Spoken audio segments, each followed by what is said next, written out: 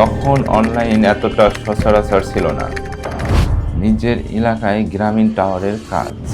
যাই হোক, তারপরেও নাম্বারটা নিলাম লিফলেট থেকে।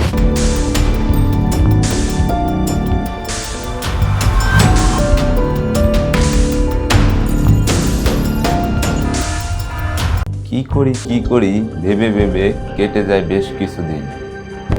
তখন অনলাইন এতটা সচরাচর ছিল না, হালকা পাতলা ছিল, কিন্তু আমরা তা বুঝতাম না। তারপরে হঠাৎ একদিন বিদ্যুতের খাম্বার সাথে লাগানো একটি চাকরির বিজ্ঞপ্তি দেখতে পেলাম। বিভিন্ন শর্তাবলী সহ নিচে যোগাযোগের নাম্বার সহ দেওয়া ছিল। দেখে মনটা ভরে যায়, কিন্তু যখন শর্তগুলো পড়ি তখন মনটা ভীষণ খারাপ হয়ে যায়। কারণ শর্ত ছিল ন্যূনতম এসএসসি পাস হতে হবে, কিন্তু চাকরিটা ছিল ভীষণ লোভনীয়।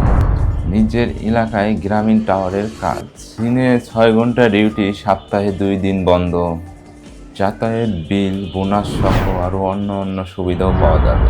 স্যালারিও ছিল অনেক বেশি, 18,000 টাকা। আবার 6 মাস পরে পরে বেতন বৃদ্ধি পাবে। তারপর আমি ভাবলাম, যদি এই চাকরিটা আমি পাইতাম তাহলে আমার ফ্যামিলিটা অনেক সুখী থাকতো, আমি পড়াশোনাটাও চালিয়ে নিতে পারতাম।